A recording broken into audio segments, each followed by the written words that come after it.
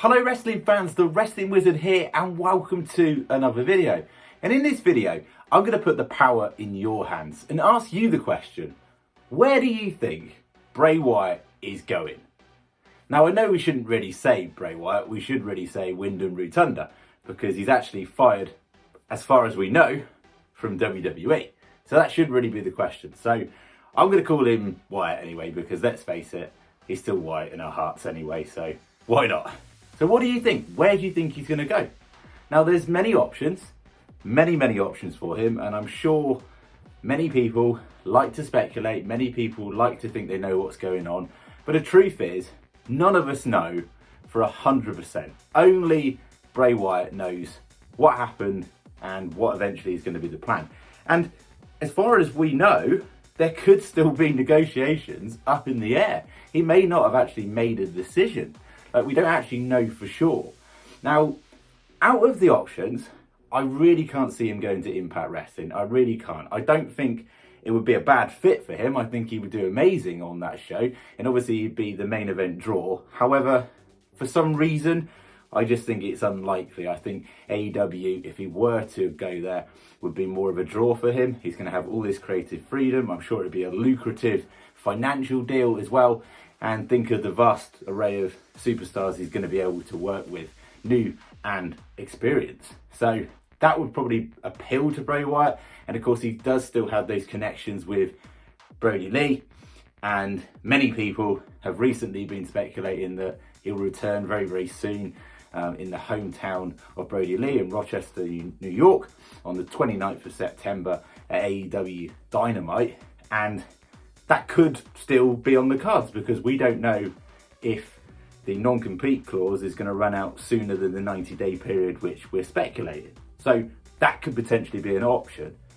AEW seems like the more likely. If I was to hazard a guess, that's probably what I would say.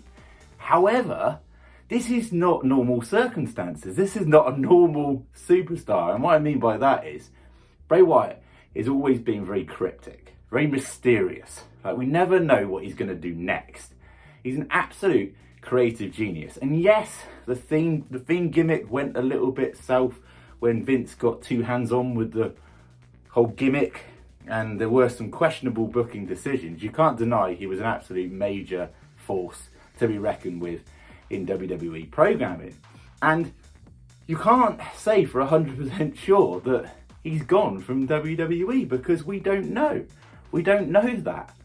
Him and Vince could have been working out an absolute genius plan while all the while we're slating Vince without actually seeing the finished product, whatever that may be. Many people feel that the last segment we saw on Monday Night Raw after WrestleMania, the Firefly Funhouse segment, many people were speculating saying he knew he was going. Like, we don't know he knew he was going at that point. We're just speculating.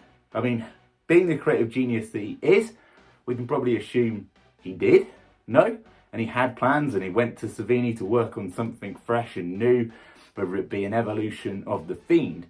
But what we do know is we will never see The Fiend, as in the actual case of The Fiend, Bray Wyatt, and the Firefly Funhouse version, all his puppets and everything that goes along with it, outside of WWE. Now, we know that for sure. And you can guarantee that WWE have a lot of copyright legalities in place that ensure that he doesn't take that gimmick or can't take that gimmick elsewhere. And I'm sure there's going to be some ties to likeliness as well, like what he can actually do with that similar gimmick outside of WWE. He might have his hands tied a little bit. We don't know. We don't know. Vince might have given him more control than others when you leave the company. We don't know. I think it's very unlikely, if he knows or knew that he's going to go and join another promotion like AEW, that he would do that. But we don't know. He could well be coming back to WWE, and I don't want to think about it, and I want to keep put it to the bottom of the pile of all the theories. But I keep coming back to the fact that there's so much unfinished business for Wyatt in WWE. Randy Orton, Bliss, Roman Reigns. We know that Roman Reigns is fighting Finn Balor at Extreme Rules. There's a connection with the Fiend to both of those two characters. I could never see this being the case, but I'd love it if he returned to WWE, Extreme Rules, cost Bliss the title, cost Reigns the title, and then pushed on for the main title with a new version of the Fiend, almost like a reset, a rebirth. And along the way, I'd love if he could just deck Goldberg at some point as well. But you never know. You never know what's going on. If he does go to AEW and it is a 90-day non-compete contract, then he could debut at AEW Full Gear on the 13th of November. That is also a possibility, but there's just so many possibilities. I know a lot of people have been saying his handle on his Twitter is still WWE. I wouldn't read too much into that, because wrestlers such as Aleister Black had that right up until the day that they jumped promotions and then it was taken away.